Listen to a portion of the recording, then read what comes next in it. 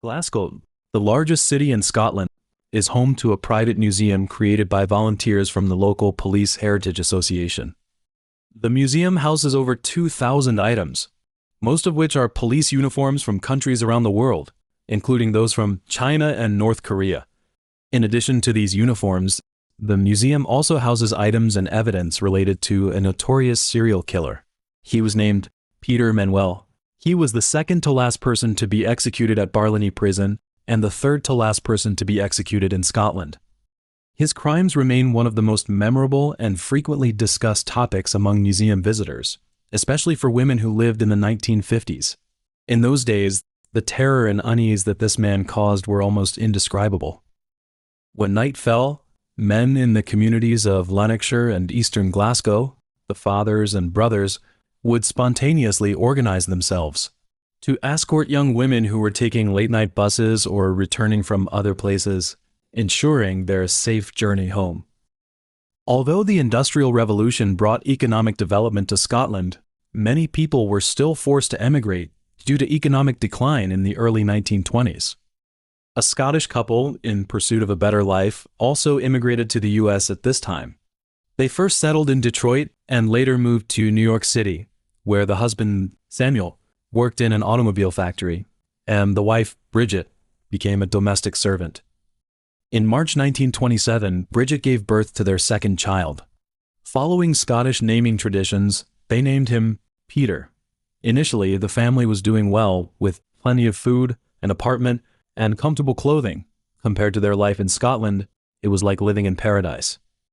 However, in 1929, the Wall Street stock market crashed.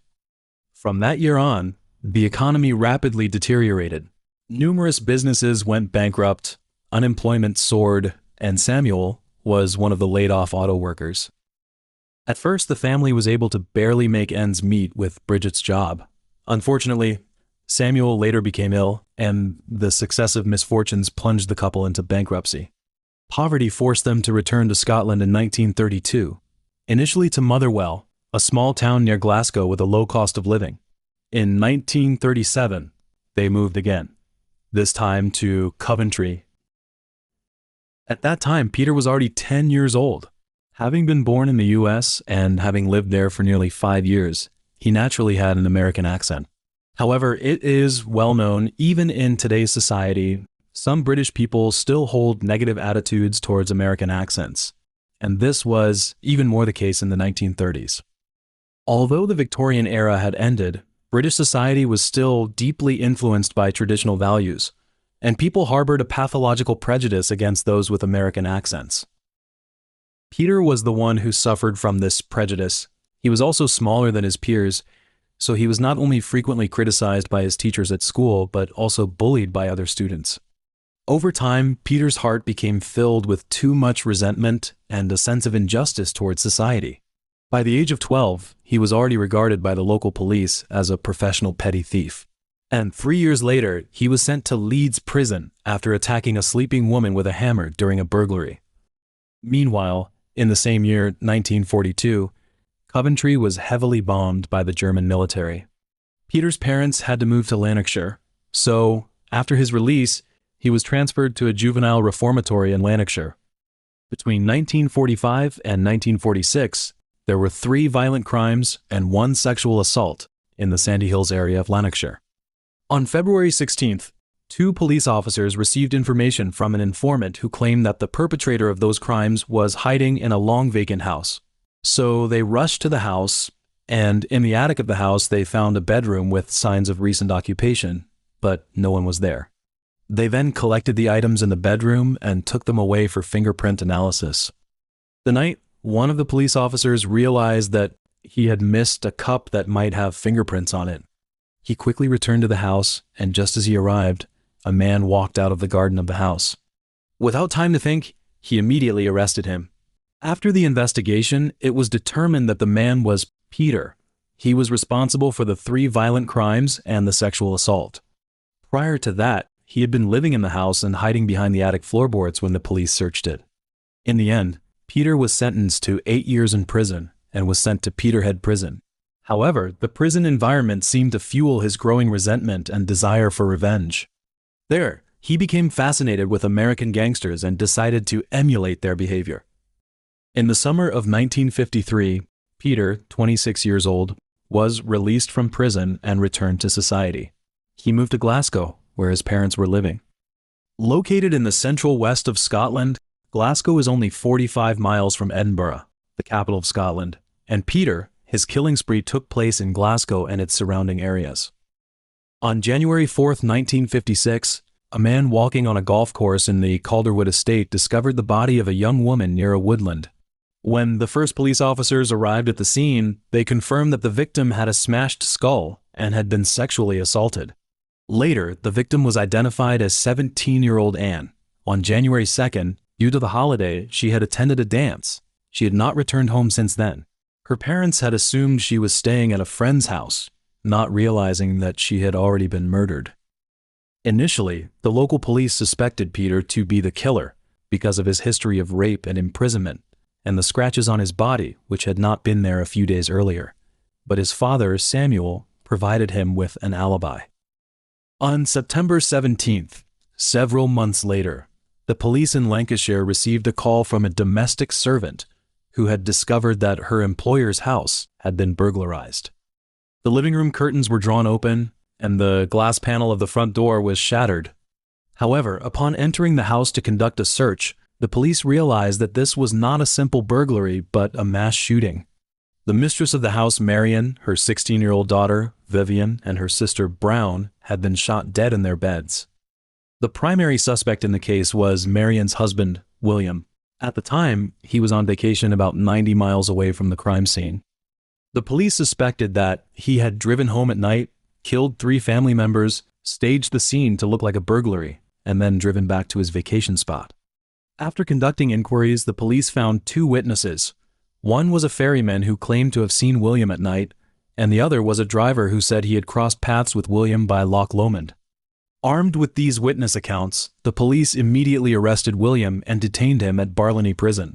However, as time went on, the police gradually uncovered some perplexing details. They found that although William had engaged in multiple affairs during his marriage, he had no motive to kill his family. Moreover, no murder weapon was found in the waters near the hotel where William had stayed during his vacation. The police also checked with gas stations along the route and confirmed that the fuel in William's car had not decreased. So, after being detained for 2 months, William was released without charge. On December 29, 1957, Cook from Mount Vernon, Lancashire, reported to the police that his 17-year-old daughter, Isabel, had mysteriously disappeared. She had not returned home after attending a dance at Adlington Grammar School the night before. Later, while searching along the River Caldew, the police found her shoes, handbag, and other personal belongings, but Isabel herself was still not found. A few days later, on Monday, January 6th, 45-year-old Smart, his wife Doris, and their 11-year-old son Michael were found dead. All 3 had been shot in the head at close range while they were sleeping. The local police tried to determine the time of their deaths by questioning Smart's neighbors. The neighbors said that over the past few days, the curtains of the Smart's house had been frequently drawn and opened, and the indoor lights had been turned on and off several times. However, when the police opened Smart's mailbox, they found that it had not been opened since January 1st. In addition, Smart's car was also missing. The presence of signs of life in the house, the unopened mailbox for several days, and the missing car indicated that the killer had continued to live in the Smart's home after killing them, or had returned multiple times without being detected.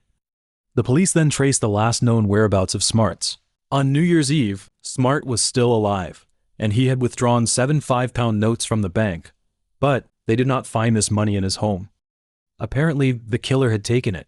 Therefore, the police focused their investigation on the whereabouts of these banknotes. Several days later, a bartender provided a key clue to the police. Peter had paid his bar tab with several crisp new banknotes. In those days, there were no ATMs, and new banknotes were not common, especially in pubs, where few people would use crisp new notes. After verification by the police, these banknotes were identified as the ones Smart had withdrawn from the bank. Then, Peter was identified as the killer. On January 14, 1958, the police, armed with an arrest warrant, stormed into Peter's home. When they read the warrant to Samuel, Peter became agitated. He verbally abused the police and claimed, "You haven't found anything yet. You can't take me away." Nevertheless, he was taken to the interrogation room. At 11:10 p.m. that night, he was formally charged with the murder of the Smarts. Additionally, the police searched his home and found some stolen goods from burglaries and several letters. Since the stolen goods were found in Samuel's room, he was arrested and charged with harboring stolen property. Learning of his father's arrest, Peter immediately requested a meeting with the investigators. He proposed a deal. If they would let his father go, he would confess to all the crimes. The police accepted this deal. Peter confessed everything and led the police to the burial site of Isabel, as well as the location where he had discarded the revolver used to kill Marion and the others. He also admitted to killing Anne, and the letters found in his home were revealed to be ones he had sent to William, filled with details known only to the killer. His trial was set for May 12, 1958, and it was dubbed the trial of the century. Hundreds of curious onlookers flocked to the courtroom, and Peter did not disappoint them. He fired his lawyers and decided to defend himself. At the start of the trial, Peter first retracted his confession, claiming that he had only admitted guilt to protect his family from police harassment. He argued that he had known the Smarts for years and had even asked Smart to get him a gun. He said that Smart had gone mad, killing his own family before committing suicide, making their deaths appear as murders. And Isabel's death, he stated that he had been at the cinema that night and did not kill her. The prosecution presented conclusive evidence, including Peter's possession and use of the banknotes belonging to Smart, his previous confessions to the police, and his prior criminal convictions. After a 12-day trial, the jury took less than 2.5 hours to find Peter guilty on 7 counts of murder. Only the case involving Anne was dismissed due to insufficient evidence, and he was sentenced to death. In the days leading up to Peter's execution, he became haggard and barely spoke to anyone, simply sitting in silence and listening to the radio he was permitted to use. In his final attempt to escape the gallows, he tried to convince the authorities that he was insane. However, his mother, Bridget, saw through his ruse. During a visit, she slapped him and shouted, "You can't fool me." On July 11, 1958, Peter was hanged at Barliney Prison. His last words were, "Turn up the radio, and I'll go quietly." In reality, there was another female victim who was the only survivor to testify against Peter. Once, Peter had a girlfriend named Anna, and they had planned to get married on July 30, 1955. However, after Anna learned about Peter's criminal record, burglaries, violent crimes, and sexual assaults, she immediately broke off the engagement.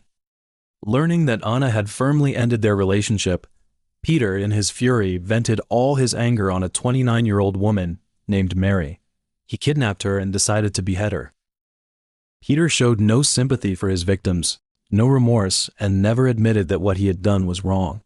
Some doctors described him as experiencing trances, memory loss, and epileptic seizures. His criminal mind was complex and difficult to comprehend. He killed and raped women, yet he was very caring towards his mother. He was cruel to humans, yet he was fond of pets. For example, he loved his own dog, and after killing the Smarts, he continued to feed their cat, which was also one of the reasons why he kept returning to the Smarts' house.